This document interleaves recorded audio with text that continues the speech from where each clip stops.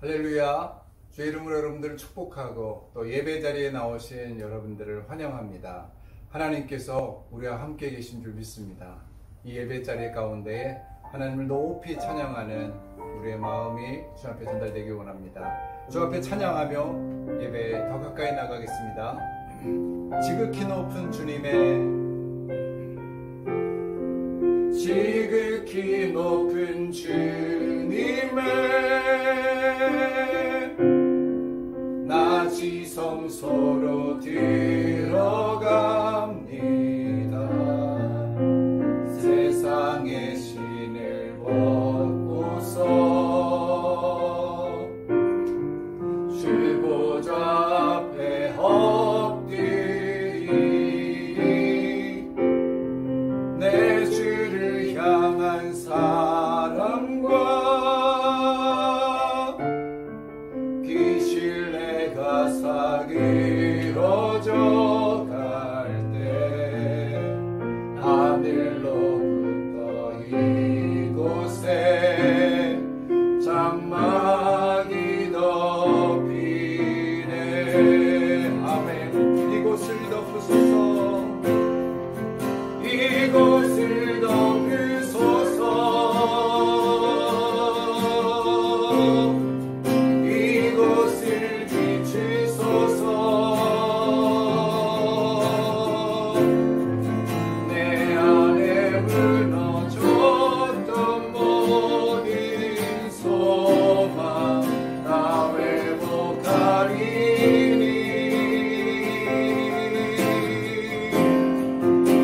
이곳을 지나소서. 이곳을 만지소서. 내 안에 죽어가는 모든 예배 다 살아나리라. 아멘. 이곳을 덮으소서. 이곳을 덮으소서. 이곳을 비추소서. 이곳을 비추소서.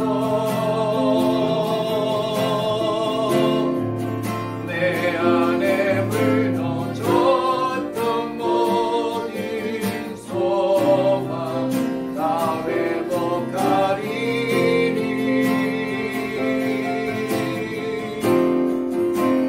이곳을 지나소서. 이곳을 만지소서. 내 안에 죽어가는 모든 예배 다 살아나리라.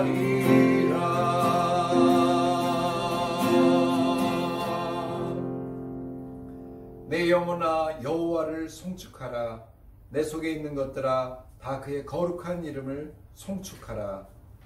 내 생명을 파멸해서 속량하시고 인자와 긍휼로 관을 씌우시며 좋은 것으로 내 소원을 만족하게 하사 내 청춘을 독수리같이 새롭게 하시는도다. 아멘. 할렐루야. 하나님 찬양합니다. 두바이 비전교회 모든 가족들이 주님 앞에 나와 예배드립니다. 하나님 이 예배 가운데 함께하여 주시고 성삼위일체께서 우리의 예배를 흠양하여 주옵소서.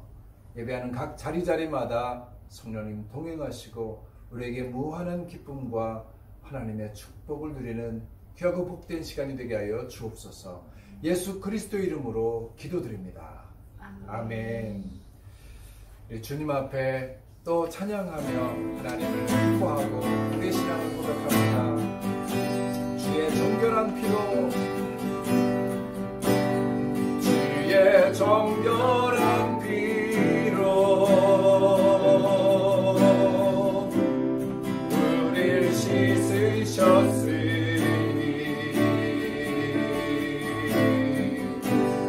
은혜의 보좌로 나가 함께 경배하세.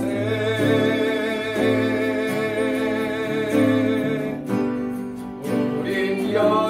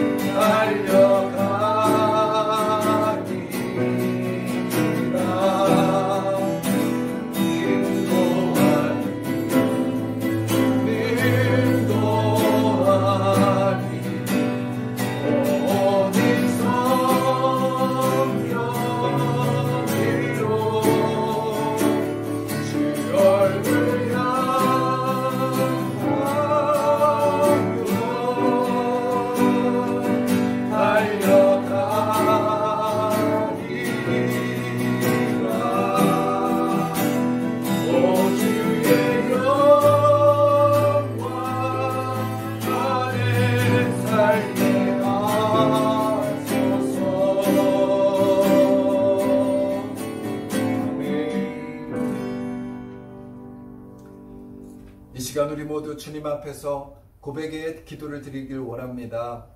부족하고 나약했던 우리 일주일 동안의 모습 십자가 앞에 다 내려놓고 주님께 더 가까이 나가기 위하여 기도합니다. 주여 우리의 연약함을 용서하여 주옵소서. 함께 기도드리겠습니다. 아버지 하나님, 한 주 동안 주님께서 우리를 지켜주시고 또한 보호하여 주시고 우리 함께 하심을 인하여 감사드립니다. 하나님, 예배를 드리며 앞서 우리의 잘못을 주님 앞에 고하기를 원합니다. 하나님, 우리가 알고 지은 죄 모르고 지은 죄, 하나님 주님 보시기에 많은 그 허물들이 여전히 우리 가운데 있음을 고백합니다.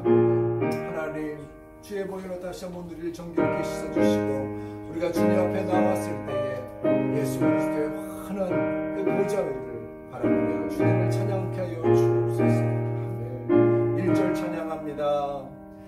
나 주의 도움 받고자 주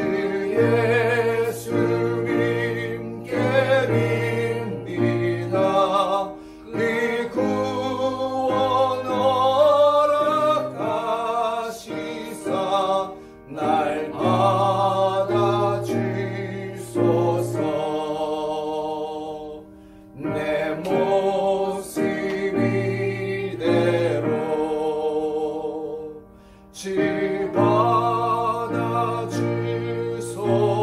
받아주소서.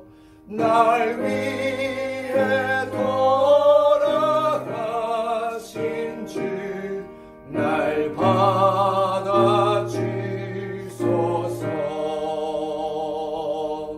내 모습 이대로 주 받아주소서.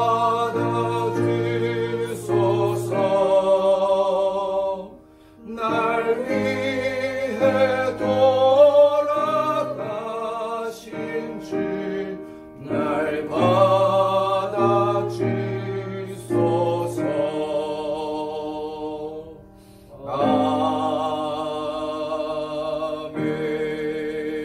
아멘. 저희들에게 언제나 축복하시기를 원하시며 사랑과 은혜로 다스리시는 하나님 아버지, 찬양과 경배를 드립니다. 영광 받으시옵소서. 오늘 주일을 맞이하여 온라인 예배를 들을 수 있도록 부족한 저희들을 주님 전에 인도하여 예배 들을 수 있도록 은혜를 베풀어 주시니 감사합니다. 영과 진리로 예배 드리기를 원합니다. 함께하여 주시옵소서. 지금 코로나 백신 개발로 접종을 시작하였으나 공급 부족과 부작용 문제로 두려워하고 있습니다. 이런 가운데서도 보호막 속에서 지켜주시고 건강한 모습으로 예배 드릴 수 있도록 은혜를 베풀어 주시니 감사합니다. 미천하고 보잘것없는 저희들을 자녀 삼아 주시고 믿음으로 구원받게 하여 영생의 길로 인도하여 주시니 감사합니다.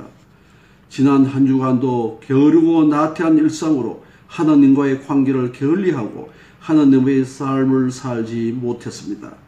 서로 사랑하라는 계명과 증인이 되라는 사명도 감당치 못했습니다. 저희들에게 베풀어 주신 사랑과 은혜를 깨닫지 못하고 세상 일에 얽매여 교만함과 허영과 시기와 미움으로 가득한 생활을 하였습니다. 이 시간 회개하오니 용서하여 주시고 죄와 타협지 않도록 정결케 하여 주시옵소서. 말씀과 기도 중에 거룩함을 이루게 하옵시며 하늘문이 열리는 신령한 은혜를 체험케 하시며 성령의 임재 가운데 복된 하루가 되게 하옵소서. 저희들이 마음과 소원과 기도 제목이 성령 안에서 응답받는 확신을 기뻐하며 하나님께 영광 돌리게 하옵소서. 이민 생활에서 고난과 근심 걱정에 빠져있는 우리 성도들에게 이미 주님의 선한 손으로 눈물을 닦아주시고 손잡아 주시며 위로하여 주시옵소서. 옛것을 버리고 새로운 것으로 보여주시겠다는 말씀과 내게 능력 주시는 자 안에서 내가 무엇이든지 할 수 있다는 새로운 각오로 비전을 향하여 승리하는 삶이 되도록 지혜와 용기를 주시옵고 축복하여 주시옵소서. 저희 비전교회가 올해의 목회 방향에 따라 주님을 더 가까이 기도를 더 간절히 하는 사도행정적 교회로 부흥되기를 소망합니다. 역사하여 주시옵소서. 믿음과 기도로 성령 안에서 하나가 되어 성도들이 제자됨을 나타내게 하며 그리스도인으로 구별되며 사랑의 실천으로 계명을 지키며 선교 사명을 감당하는 믿음의 공동체로 함께하는 꿈이 역사가 되는 건강한 교회가 되게 하옵소서. 오늘 온라인 예배를 주관하시는 목사님께 신령한 능력과 성령 충만하도록 기름 부어주시고 변치 않는 열정과 지혜를 부어주시옵소서. 이기지 못할 시련을 주지 않으시는 믿음을 믿고 어떠한 시련과 고난의 바람이 불더라도 뿌리 깊은 나무 그루터기가 되어 오직 하나님이 기뻐하는 제자를 양속할 수 있도록 기름 부어 주시옵소서. 예배를 준비하신 가족의 헌신과 노력에 축복해 주시고 아름다운 가정 공동체로 믿음의 교회 공동체의 초석이 되게 하옵소서. 이 모든 말씀 우리 빛 되신 예수님 이름으로 감사드리며 기도드렸습니다. 아멘.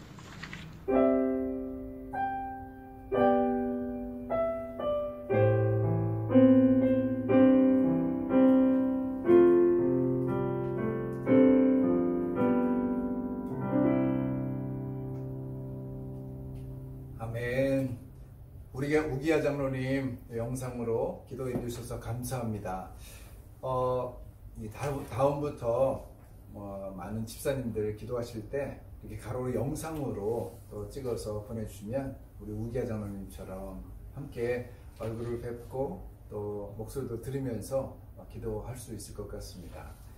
다른 집사님들도 영상으로 기도 편지, 우리 기도문 읽어주시기 바랍니다.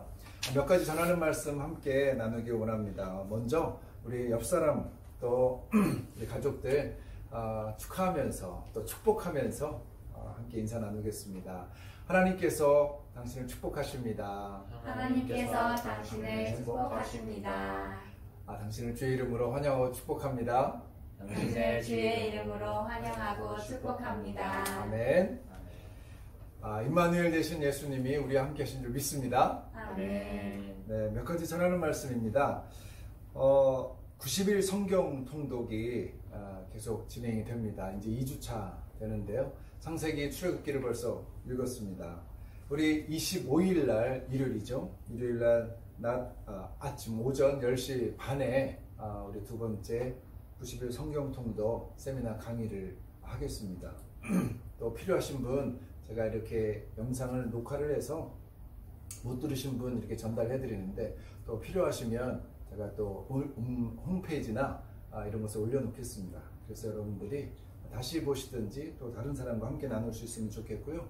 또 돌아오는 제 혹시 초대할 수 있으면 다른 분들도 좀 초대해서 함께 이 시간 성경을 통독하는 시간 삼았으면 좋겠습니다. 그리고 우리 다음 주는 실시간 화상 예배를 드리는 그런 시간입니다. 마지막 주인데요. 여러분 이제 줌으로 조금 더 저도 연습하고 해서 줌으로 좀 잘 예배를 드렸으면 좋겠습니다. 아무쪼록 실시간 예배 때 이 인터넷이 끊어지지 않고 잘 돌아갈 수 있도록 계속 한 주 동안 또 기도하시면서 실시간 예배를 준비할 수 있으면 좋겠습니다.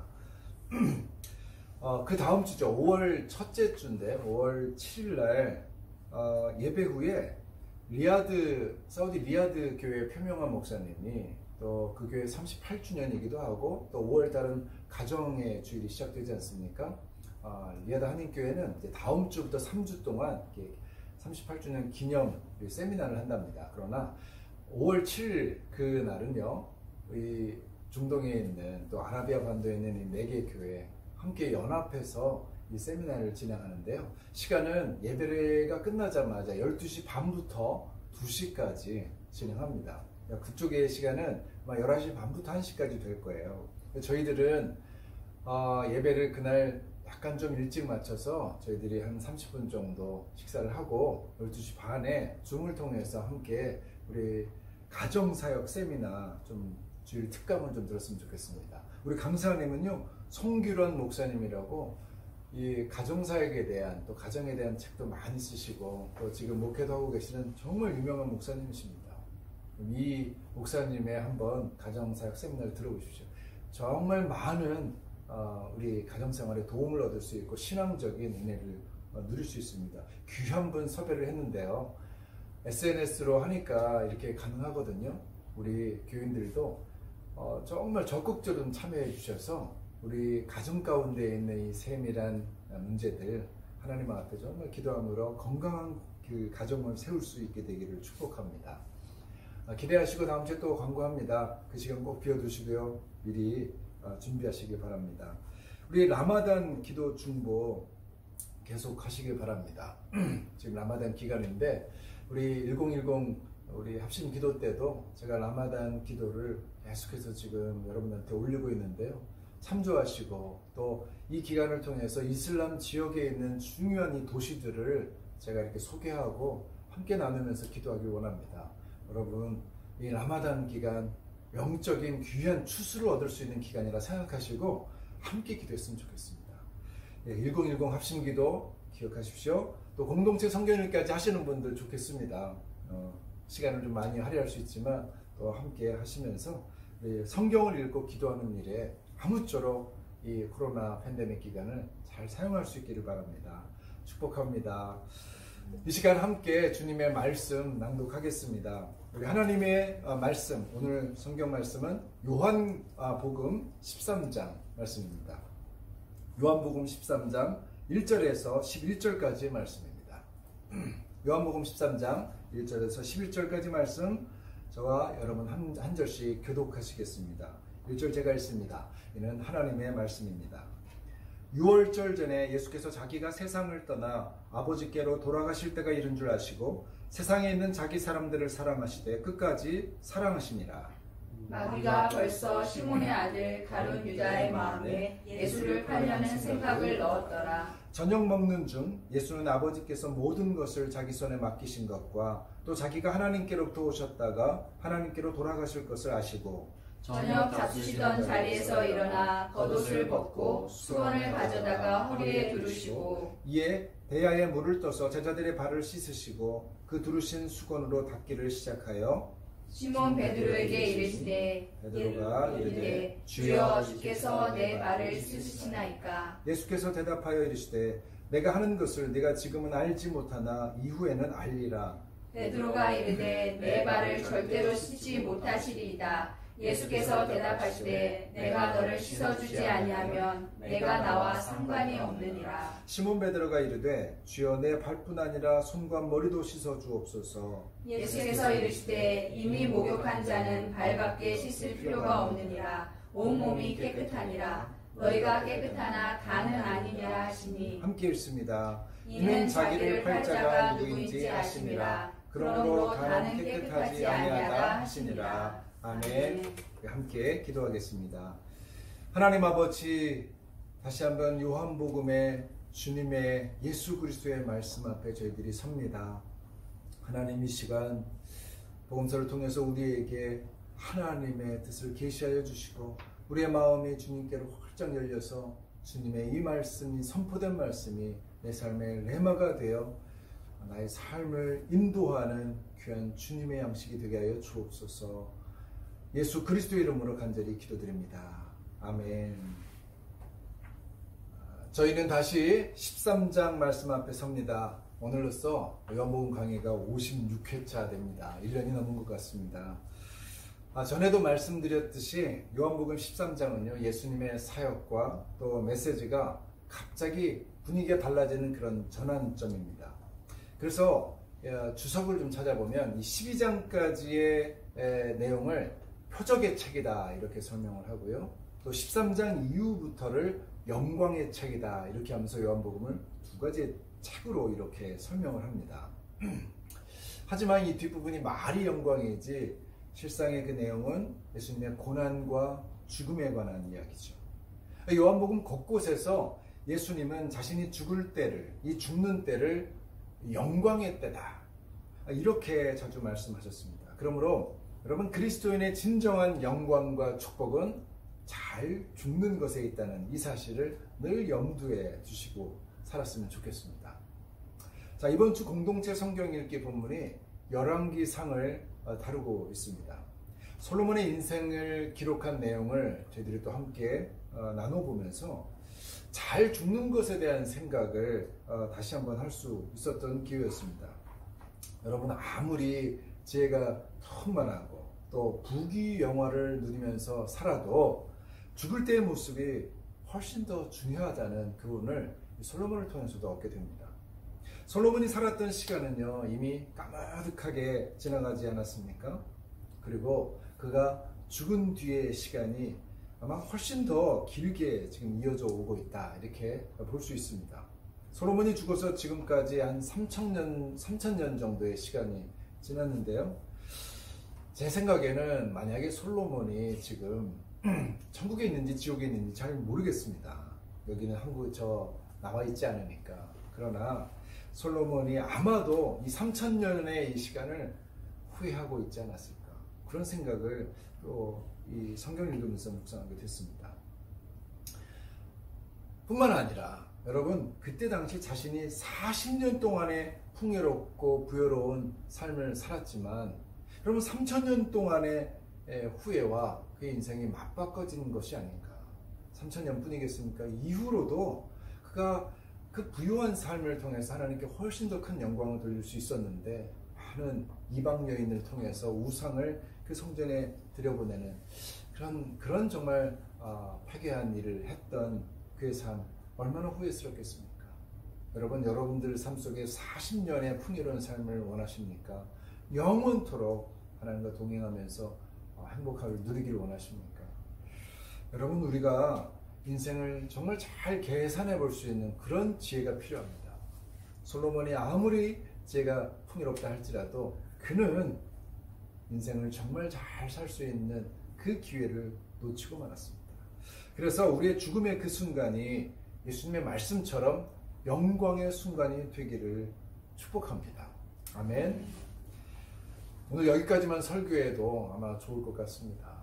그럼 정말 소중하고 귀한 교훈 아니겠습니까? 자, 그럼 잘 죽는 것이 축복이다라는 이 사실에 우리가 유념하면서 오늘 보면 1절 말씀을 함께 읽기를 원합니다. 1절 말씀입니다. 시작. 6월절 전에 예수께서 자기가 세상을 떠나 아버지께로 돌아가실 때가 이른 줄 아시고 세상에 있는 자기 사람들을 사랑하시되 끝까지 사랑하시니라. 아멘. 자, 이제 요한복음은 예수님의 영광에 관한 이야기를 시작하면서 끝까지 사랑하시는 그 예수님의 그 사랑을 강조하고 있죠. 자, 이에 대해서는 지난주에 함께 말씀을 나눴습니다. 자, 그런데 여기서 한 가지 더 기억해야 될 사항은 예수님의 소위 끝까지 사랑하는 이 첫 번째 증거로 보여주신 일이 무엇이었죠? 자기 제자들의 발을 씻어주는 그런 사건이었다라는 것입니다. 여러분, 그 사랑은 결코 낭만적인 사랑이 아니라 말씀드렸습니다. 그것은 오히려 처절한 사랑이었다고 여러분 지난주에 함께 나눴죠. 여러분, 배신하려는 유다의 발까지 씻어주시는 그 예수님의 처절한 사랑이 사실은 전개되고 있습니다. 그러므로 우리를 향한 그 주님의 사랑은요, 흔히 연인들 사이에서 일어나는 그 밀당 있지 않습니까? 이게 얼마나 신경전입니까? 여러분, 이런 것을 통해서 얻게 되는 그런 종류의 사랑이 아니죠. 주님의 사랑은요, 이런 계산적인 사랑이 아닙니다. 그래서 어쩌면 그래서 우리가 마음 놓고 하나님의 품을 떠나기도 하는지 모르겠습니다. 주님의 사랑이 밀당이 필요 없는 끝까지 사랑해 주시는 그런 사랑이라는 사실을 우리가 잘 알기 때문이죠. 하지만 그 사랑이 그렇게 숭고한 만큼 처절하다는 사실, 그 사실 역시 우리가 반드시 기억해야 됩니다.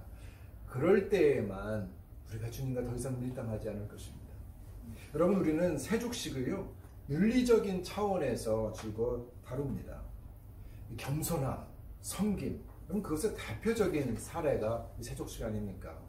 그래서 교회에서도 이 세족식을 자주 하곤 합니다만, 이것도 일종의 어떤 습관이 되면서 교회에서 일어나는 하나의 또 퍼포먼스로 전락하는 경우도 참 많은 것 같습니다.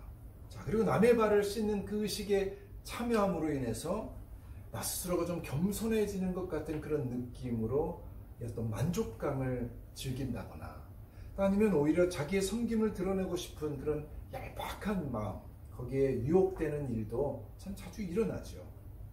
왜냐하면 세족식을 하고 있는 그 순간에도 여전히 우리 속에 있는 그 자아가 꼬불꼬불 살아나기 때문입니다. 여러분, 겸손해진 자기 자신을 누리는 그 교묘한 교만함 같은 것이 마음 깊숙한 곳에서 차지하고 있지 않습니까? 그것이 올라오죠. 하지만 정작 예수님은 이러한 행위를 통해서 자신을 드러내고 싶은 마음이 조금도 없었다는 사실을 여러분, 우리는 알 필요가 있죠. 그게 왜 그런가? 여러분, 그의 예수 그리스도의 사랑은 온전한 사랑의 행위였지 않습니까? 왜냐하면 자신이 발을 씻어준 그 대상들을 위해서 이제 곧 아주 잔혹한 죽임을 감당하시기로 그분이 결심하셨기 때문입니다. 여러분, 그러므로 이 사랑은요, 주님이 온전하게 우리에게 바쳐진 그런 사랑의 죽음이지 어떤 자기를 드러내고 싶은 우리와 같은 그런 교만한, 그리고 얄팍한 그런 퍼포먼스가 아니었던 사실입니다. 그러면 3절에서 5절 말씀을 또 읽기 원하는데 읽어주시기 바랍니다. 3절에서 5절 말씀 읽어주십시오. 저녁 먹는 중 예수는 아버지께서 모든 것을 자기 손에 맡기신 것과 또 자기가 하나님께로부터 오셨다가 하나님께로 돌아가실 것을 아시고 저녁 잡수시던 자리에서 일어나 겉옷을 벗고 수건을 가져다가 허리에 두르시고 이에 대야에 물을 떠서 제자들의 발을 씻으시고 그 두르신 수건으로 닦기를 시작하여. 아멘. 여러분, 그 관점이라는 이것이 얼마나 무서운지 모릅니다. 여러분, 오늘날 관점에서 발을 이렇게 씻기는 행위는요, 당시에 그 행위를 보는 관점과는 정말 많은 차이가 있음을 우리는 알게 됩니다. 여러분, 본래 발을 씻기는 그런 일은요, 가장 비천하고 더러운 일이기 때문에 노예만 하는 일이었다고 합니다. 겉옷을 벗고 수건을 허리에 두르는 바로 이것이 노예가 취하는 행동이었기 때문입니다. 여러분, 게다가 예수님이 직접 대야에 물을 떠왔습니다. 저도 이렇게 가만히 묵상하면서 보니까 대야에 물을 예수님이 떠오셨다는 그 사실을 또 새삼 알게 됩니다. 본인이 직접 떠서 제자들의 발을 씻기십니다. 여러분, 당시의 시각에 의하면 이것은 존경받을 일이 아닙니다. 정말 충격적인 일입니다. 아니면 다른 사람이 봤을 경우엔 이것은 이상하고 괴팍하니까 비난할 수도 있는 그런 일이었습니다. 우리가 지금은 세족식을 하면서 이것을 높은 사람이 또 낮은 사람을, 그죠? 그리고 나이 많으신 분이 또 젊은 사람을 이렇게 섬기는 모습으로 우리가 감동할 수도 있겠죠. 그러나 여러분, 그때 당시는 여러분, 이것은 비난받을 일이었거든요. 이는 유대인들이 노예가 될 경우에도 행하지 않는 그런 비참한 모습 중에 하나입니다. 그러므로 예수님의 이 세족식을 오늘날의 관점에서 바라보면 안 됩니다. 사실 지금은요, 이 세족식이 어느 정도 보편화되었습니다. 그래서 그것이 무엇을 의미하는지 성도들도 잘 알고 있습니다. 그래서 교회에서 세족식을 하게 되면요, 목사님들이나 아니면 또 나이 많으신 그런 분들이 이 젊은 분들 발을 씻겨주시는 이 모습이 또 감동도 되고 또 씻어주시는 그런 분들은요, 그 행위를 통해서 좀 우리가 어느 정도 좀 존경을 표할 수도 있겠죠. 그런 마음도 갈 수 있을 것입니다. 물론 세족식을 베푸는 사람이 존경받을 수 있다는 이 점은요, 본래의 세족식의 의미에서는 다소 벗어나는 일이 됩니다. 근데 이것 때문에 우리가 시험에 든다는 얘기죠. 아무튼 예수님 시대에 남의 발을 씻겨주는 그런 행위는요, 오늘처럼 존경받을 일이 아니었다는 이 사실, 이 관점을 여러분 우리가 기억하시기 바랍니다. 오히려 이것은 정말 비난받을 만한 이상한 행동이었습니다. 어쨌든 우리는 지금 그때와는 다른 이런 가치관이 횡행하고 있는 이 시대이기 때문에요, 바로 이 점을 가지고 왜 예수님이 이 일을 행하셨는지, 도대체 이것은 어떤 것을 의미하는지 다시 한번 볼 수 있기를 바랍니다. 여러분, 분명한 것은요, 예수님 당시에 그분이 행하셨던 이 세족식은 세상의 관점과 가치관을 완전히 뒤집어 엎는 파격적인 행동이죠. 뿐만 아니라 세상의 질서를 바꾸는 그런 혁명과도 같은 사건이었습니다. 그러므로 그리스도인이 된다는 여러분 이 사실은 바로 이러한 삶을 살겠다는 결단이 전제되어 있다는 것이죠. 세상의 가치관을 뛰어넘는 섬김, 세상이 바라는, 세상에 마주보고 있는 그런 우리에게 향한 어떤 겸손함, 여러분, 그것이 그 안에 있습니다. 여러분, 세상은 바랄 수 없는 그런 사랑, 그런 섬김, 그런 내려놓음이 그것을 선언하는 것이 그리스도인이 가진 신앙 고백의 무게입니다. 자, 이에 대해서 베드로의 한번 모습을 보십시오. 그는 어떻습니까? 완강히 거부합니다. 어쩌면 바로 그러한 이유 때문에 베드로가 이것을 거부하지 않았는가. 이게 무슨 말씀이죠? 도의적인 차원에서 스승이 제자의 발을 씻는 것을 이 베드로가 감당하지 못한 것, 분명히 그 안에 그런 의미, 그런 감정이 있었을 것입니다. 또 뭐 다른 제자들이 그냥 가만히 앉아서 정말 만왕의 왕이라고 했던 그 우리 예수님이, 그 주님이 이 발을 씻어주는 것을 이렇게 보고만 있는 그 모습도 사실은 이 베드로 같은 사람에게 의분이 일어나게 하기에 충분했던 모습이겠죠. 하지만 여러분, 그렇다고 해도 8절에서 보인 베드로의 이 세족에 관한 강한 이 거부 의사는 좀 지나치다는 인상을 받게 됩니다. 자, 6절부터 8절까지의 말씀인데요. 한번 같이 읽어보겠습니다. 6절에서 8절까지 말씀입니다. 시작. 시몬 베드로에게 이르시니 베드로가 이르되 주여 주께서 내 발을 씻으시나이까. 예수께서 대답하여 이르시되 내가 하는 것을 내가 지금은 알지 못하나 이후에는 알리라. 베드로가 이르되 내 발을 절대로 씻지 못하시리이다. 예수께서 대답하시되 내가 너를 씻어주지 않으면 내가 나와 상관이 없느니라. 여러분, 8절에서 베드로가 절대로 씻지 못하리이다 이렇게 말하는데, 여러분, 여기서 절대로라는 이 말은요, 헬라어로는 아이오나라는 이 단어인데, 이것은 영어로는 forever의 그런 의미를 지는 것입니다. 그러니까 영원이라는 말이죠. 영원히 내 발을 씻지 못할 것이다. 이거 아주 극단적인 거부 의사 표시 아닙니까? 자, 여기서 질문이 생기지 않습니까? 그거 왜 그랬을까? 왜 베드로가 그렇게까지 극단적으로 예수님이 자신의 발을 씻는 것을 거부했을까 하는 질문이 생깁니다. 우리가 늘 당연하게 읽는 것 같지만 한번 생각해 보십시오. 이 정도까지 극단적으로 영원히 씻지 못하실 것입니다. 베드로 성격이 원래 그렇고요. 말하는 습관도 좀 과도하고 또 극단적이기도 합니다. 여러분, 우리는 그런데 마태복음 16장에서 그가 예수님에게 크게 혼나는 장면이, 여러분, 이 장면하고 오버랩이 된다고 생각되지 않습니까? 우리는요, 예수님이 제자들을 모아놓고 너희들이 나를 누구냐 이렇게 물으셨을 때 베드로가 얘기하죠. 저는 그리스도시요 살아계신 하나님의 아들입니다. 여러분, 이 베드로의 대답을 여러분 잘 알고 있을 겁니다. 근데 바로 그 뒷장면도 여러분 기억하십니까?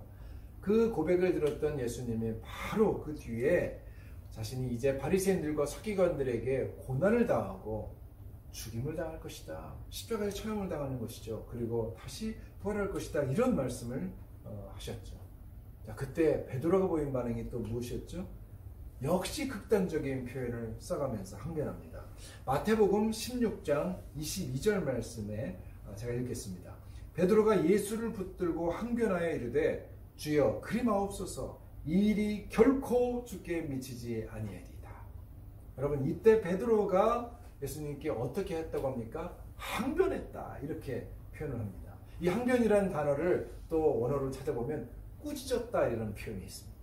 여러분, 얼마나 격합니까? 베드로가 예수님을 꾸짖으시면서까지 결코 그렇게 하면 안 된다고 지금 말리고 있는 것이죠. 자, 그러자 예수님이 도리어 그를 크게 꾸짖으시면서 뭐라고 합니까? 사탄아 물러가라 이렇게 말하지 않았습니까? 자, 오늘 본문에서 베드로가 세족식을 거부했던 이 시기하고요, 또 예수님께서 베드로에게 사탄이라고 꾸짖음을 했었던 그 시기가 여러분 불과 며칠 상관이었습니다. 자, 그러니까 베드로의 관점에서 예수님의 이러한 행동들은 정말 이해하기 힘든 모습이었다는 그런 것이 증명이 되는 거죠. 자, 그래서 2번이나 이렇게 예수님께 지적을 당하고 있습니다. 자, 도대체 그러면 베드로의 관점은 도대체 어떤 것이었길래 이토록 예수님과 충돌하면서 2번이나 꾸짖음을 들었을까? 그 답은 제가 누누이 강조했던 그의 세상적 가치관, 우리가 갖는 이 세상의 이 관점, 바로 이 때문이죠. 여러분, 베드로의 눈에는 예수님이 분명한 이스라엘의 메시아였습니다. 그러므로 예수님을 그리스도라 이렇게 믿는 것에서는 전혀 걸림이 없었습니다. 하지만 문제가 뭡니까?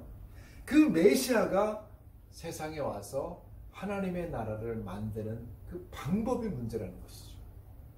여러분, 우리가 그렇지 않습니까? 주님이 우리를 축복하고, 그죠? 주님은 믿으면 우리를 구원을 얻고 얼마나 좋습니까? 그런데 그분이 우리에게 요구하시는 그 내용은, 또 그분이 이 세상을 하나님 나라로 바꾸시는 그럼 그 방법은 우리가 잘 동의하기 힘들지 않습니까?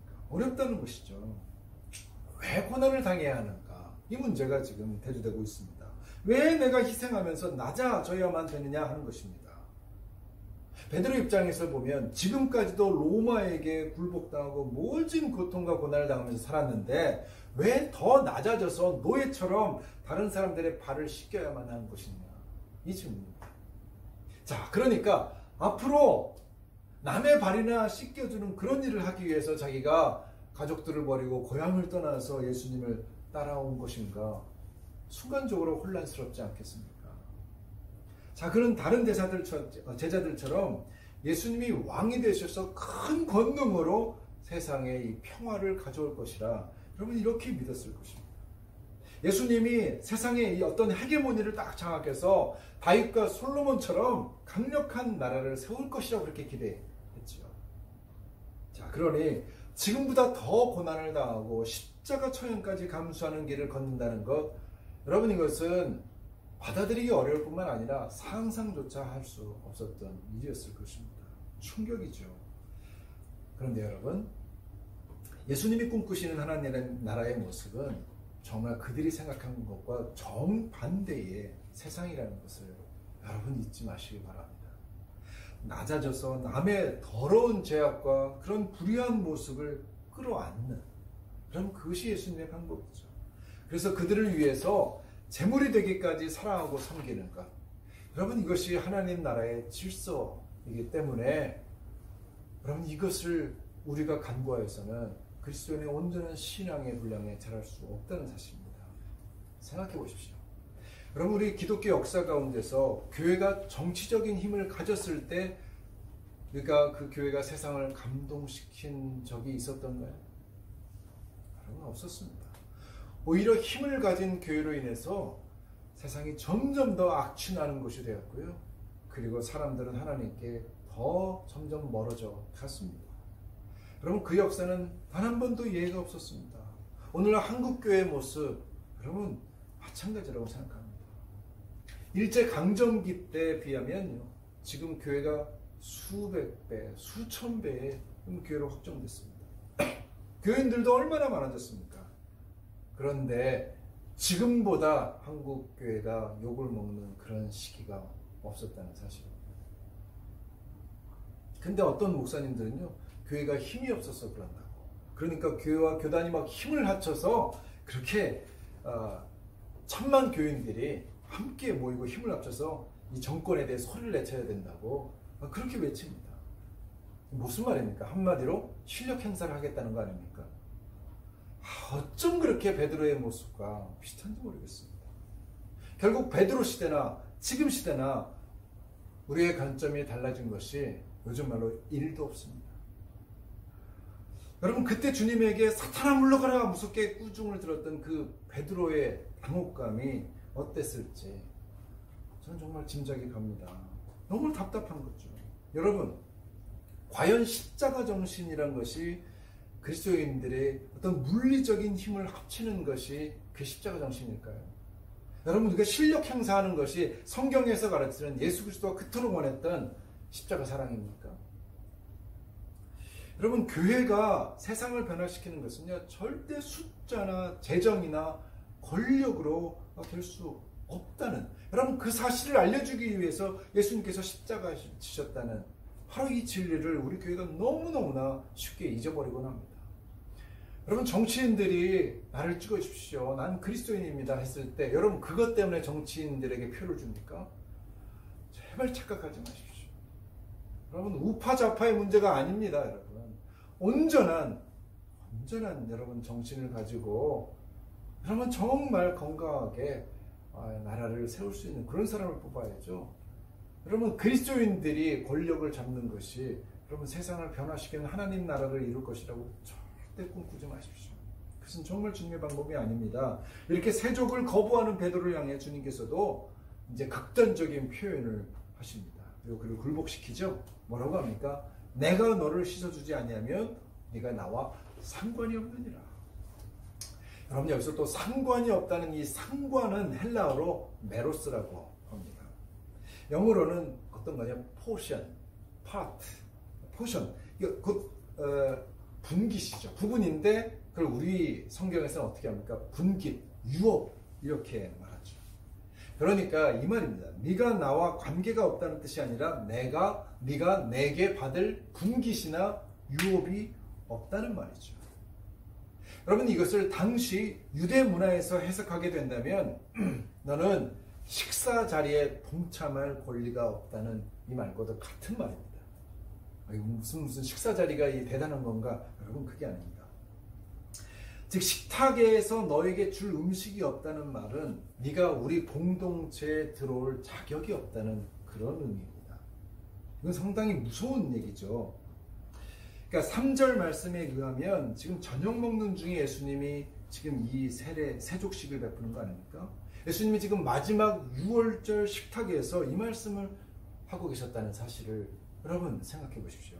정말 베드로에게는요, 극단적인 표현으로 들을 수 있는 말씀입니다. 너는 내 공동체에 들어올 자격이 없다, 이런 얘기가 됩니다. 네가 나와 상관이 없다는 것은 이 공동체에서 내가 너에게 줄 분깃이나 유업이 없다는 말씀입니다. 그러니 지금 이 식탁에서 나가야 된다, 이런 말씀입니다. 정말 무섭고 극단적인 표현이죠. 여러분, 베드로가 절대로 영원히 씻지 못하게 하겠다고 하니까 너 그러면 나가라 라는 뜻이에요. 너와 나와 이제 관계하지 않겠다, 그렇게 해석할 수도 있는 거죠. 자, 그렇다면 주님은 또 왜 이 세족식 하나에 이토록 중요한 의미를 부여하고 계시는 걸까요? 그냥 발 한 번 씻기는 일이 그토록 중요한 일일까요? 여러분, 그것은 앞서 말씀드린 대로 바로 이 원리를 알지 못하는 사람들에게는 하나님의 나라를 유업으로 줄 수 없기 때문입니다. 여러분, 이것이 가지는 중요한 의미를 여러분 오늘 본문을 통해서 우리는 반드시 숙지해야 됩니다. 여러분, 세족식 역시 죄사함과 관계된 정결의식 가운데 하나라는 것이죠. 그렇다고 세족식이나 세례식이 구원의 조건이 된다는 말씀이 아닙니다. 주님께서 물과 피를 흘리시면서 우리의 죄를 씻겨주시는 이것을 거부하는 사람은 주님의 공동체, 당신의 나라, 천국에 들어갈 자격이 없다는 그런 말이죠. 여러분, 하나님 나라는 베드로와 제자들을, 나아가 이스라엘 백성들이 생각하는 방식으로 임하는 그런 나라가 아니죠. 그리고 우리들의 지혜나 능력으로 성취되는 여러분 그런 나라도 아닙니다. 어떻게 해요? 오직 예수 그리스도의 은혜로 성취되는, 우리가 받을 수 있는 축복이죠. 여러분, 이 사실이 분명해져야 됩니다. 여러분, 우리가 주님의 나라를 이루는데 우리의 공로, 여러분 우리의 어떠한 행위도 여러분 관계하지 않습니다. 우리는 그 은혜를 받고 감사함으로 주님 앞에 순종하는 것이지, 우리의 어떤 행위도 하나님의 나라를 이 땅에 오게 하는데 아무 능력이 되지 못합니다. 자, 베드로가 즉각 태도를 전환해서 말하지요. 9절과 10절 말씀입니다. 9절과 10절 말씀 읽어주십시오. 시몬 베드로가 이르되 주여, 내 발뿐만 아니라 손과 머리도 씻어 주옵소서. 예수께서 이르시되 이미 목욕한 자는 발밖에 씻을 필요가 없느니라. 온몸이 깨끗하니라. 너희가 깨끗하나 다는 아니니라 하시니. 아멘. 정말 재미있는 해프닝이죠. 여러분, 이 베드로 같은 사람 때문에 우리가 많은 교훈을 얻는 것 같습니다. 발뿐만 아니라 전체를 씻어달라고 합니다. 여러분, 그러나 주님의 은혜는 우리에게 한 번에 부어지는 은혜입니다. 주님의 보혈로 씻음을 받은 우리들은 이미 정결한 자가 되었고요. 거룩한 백성이 돼서 주님의 공동체에 참여하는 것이죠. 그래서 이 세족식에 가지고 있는 그 의미는 주님께서 우리의 백성으로 부르신 이것을 확증하고 있는 것입니다. 자, 이 과정에서 우리가 한 일이 없다는 말씀을 드렸습니다. 우리가 한 일은 뭡니까? 그냥 주님 앞에 엎드려서 내 발을 내어드리는 것이 전부죠. 그저 1절 말씀대로 주님께서 끝까지 사랑하시니라, 그 끝까지 사랑하시는 것을 우리가 받아들이는 것 뿐입니다. 그러면 주님의 사랑과 그 구원이 완성되는 것이죠. 그리고 나서 이제 우리가 해야 할 일은 힘을 모으고 실력 행사를 통해 주님 나라를 확장하는 것이 아니라, 자, 주님이 하신 방법대로 그분이 걸어가신 그 길을 동일하게 걷는 것입니다. 다음 주에 본문인데요, 15절 말씀입니다. 15절 말씀 제가 읽겠습니다. 내가 너희에게 행한 것 같이 너희도 행하게 하려 하여 본을 보였노라. 여러분, 말씀을 정리합니다. 여러분, 이제 13장부터 우리는 영광의 책을 읽게 됩니다. 그런데 그것은 표적과 기사의 내용이 아닙니다. 고난과 죽음의 내용입니다. 그것은 자아를 성취하는 성공의 스토리가 아니라 다른 사람을 섬기기 위해서 무릎을 꿇는 그 이야기부터 시작되고 있습니다. 우리가 예수님처럼 끝까지 사랑할 수 있기 위해서 먼저 해야 될 것이, 예수님처럼 지금 다른 사람 앞에 무릎을 꿇을 수 있어야 한다는 것이죠. 오직 그 방법 외에는 하나님 나라는 성취될 수 없습니다. 저 역시 그것이 얼마나 힘든 일인지 스스로에게 실망한 적이 한두 번이 아닙니다. 여전히 지금도 그것이 쉽지 않은 것 같습니다. 그럼에도 불구하고 그 방법이 아니고서는 다른 사람들이 예수님의 그 식탁에, 그 공동체에 들어오는 일이 있을 수 없다는 그런 사실이죠. 여러분, 교인들의 숫자가 많아져야 되고, 그래서 그 교회자 정도 풍성해지고, 그리고 서로 힘을 합쳐야지 이 세상을 하나님 나라로 바꾼다고 여러분 우리는 생각하기 쉽습니다. 그래서 교회를 크게 하고 대형 교회를 부러워합니다.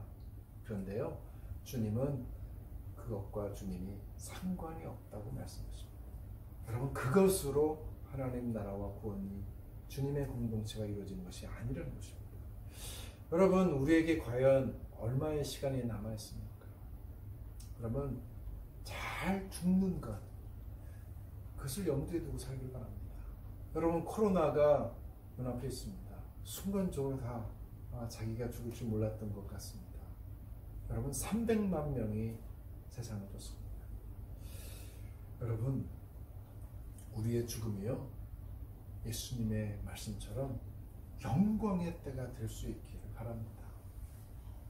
여러분, 그러기 위해서 우리가 다른 사람을 섬기고요, 무릎을 꿇고 세상을 우리가 아는 그 관점에서 바꾸는 그런 시도가 아니라 예수님의 방법대로 여러분 희생하고 섬기고, 여러분 정말 겸손하게 세상을 그렇게 섬기는 그런 방법으로 주님 앞에 영광의 때를 맞이할 수 있게 되기를 주의 이름으로 축원합니다. 할렐루야. 우리 다 함께 우리 사명 이 찬양을 부르면서 주님 앞에 결단의 기도 드리며 나아가겠습니다. 주님이 홀로 가신 그 길 나도 따라가오. 주님이 홀로 가신 그 길 나도 따라가오.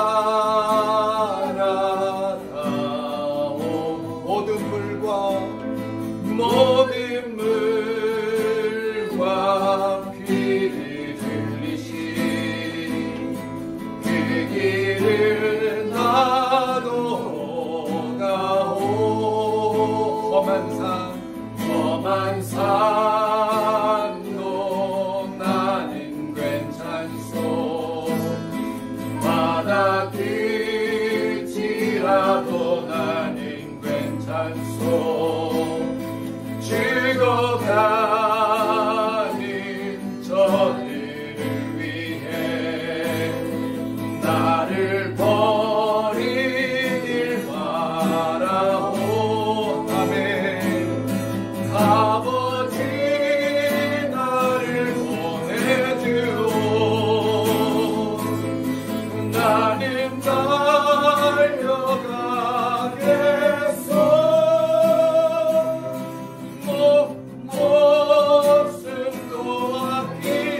함께했소. 나를 보내주오. 아버지 나를 보내주오. 나는 달려가겠소.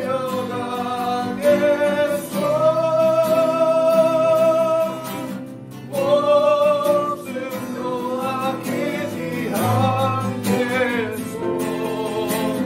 나를 보내주오. 우리 하나님 앞에 기도하기 원합니다. 제발 하나님 나의 관점이 바뀌게 하여 주옵소서. 세상에 크고 많고 높아지는 것이 아니라 섬기고 낮아지고, 그래서 주님께서 우리에게 정말 아무 대가 없이 주셨던 그 은혜대로 나도 그 길을 따라가는 삶을 살게 하여 주옵소서. 정말 죽을 때가 영광의 때가 되게 해달라고 함께 이 시간 간절히 기도합시다. 기도하겠습니다. 하나님 아버지, 주님 오늘 주님 말씀 내 가슴에 깊이 새기기 원합니다. 하나님 도대체 우리가 무엇을 하나님 주옵소서. 하나님이 코로나를 우리에게 다시 한번 주님 앞에 도와주세요. 아버지 하나님 죄악 가운데 주신 말씀 하나님 이제는 하나님 주님 영원히 주님을 바라보면서 하나님 이 길을 걸어가기 원합니다. 순종의 길을 걸어가게 해주시고 정면의 길을 걸어가게 해주시고 성경과 공부의 길을 걸어가게 해주옵소서. 왼쪽에 이런 놀라운 주님을 주시옵소서. 하나님 비전교회를 다스려 주시옵소서. 영광을 하나님께 주시는 영광을 내가 하나님께 주시옵소서. 할렐루야. 영광입니다. 하나님 아버지, 도대체 우리가 무엇을 향하여 길을 걷고 있습니까? 어떤 방법으로 주의 나라를 이루길 원합니까? 하나님, 우리 비전교회를 긍휼히 여겨 주시옵소서. 모든 식구들, 가족들 한 사람 한 사람이 온전하신 주님의 비전을 따라서, 주님의 방법을 따라서 이 세상을 정말 가치 있게 살아가게, 하나님, 그래서 우리의 죽음의 때가 예수 말씀처럼 영광의 때가 될 수 있도록 축복하여 주옵소서. 예수 그리스도 이름으로 기도드립니다. 아멘. 주의 은혜를 찬송하면서 주 앞에 봉헌하시겠습니다. 은혜 아니며 은혜 아니며 나서지 못하네. 십자가의 대사랑 능력 아니면 나서지 못하네. 은혜 아니면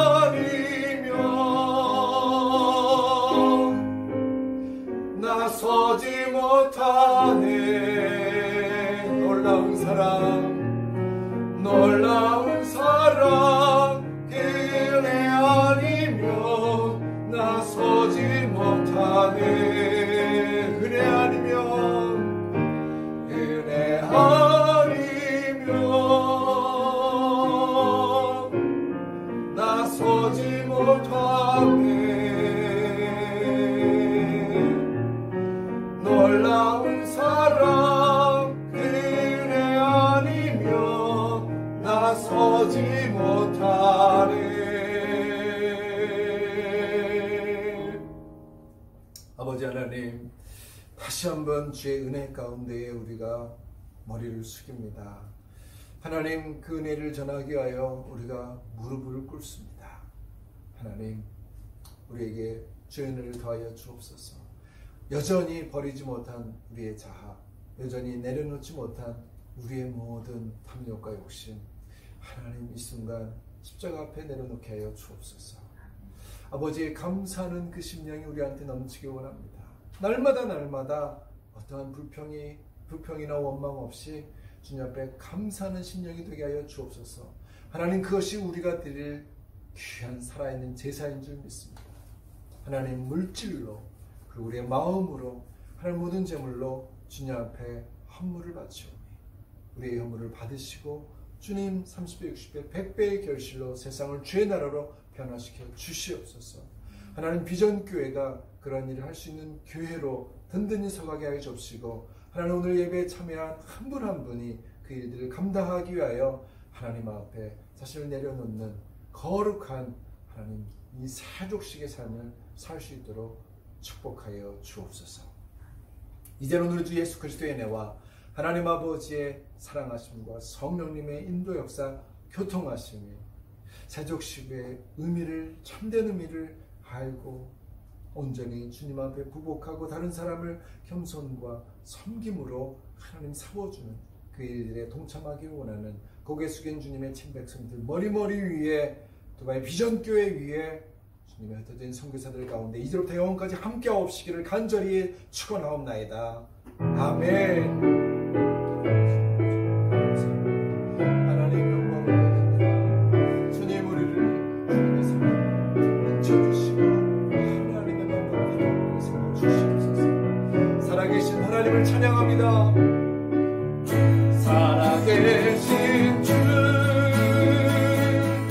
나의 참된 소망 걱정 일시 전혀 없네. 사랑의 주내 발길 또하니 내 모든 삶의 힘을 늘 충만하네. 할렐루야. 감사합니다. 영광을 돌립니다. 아멘. 예배를 마쳤습니다.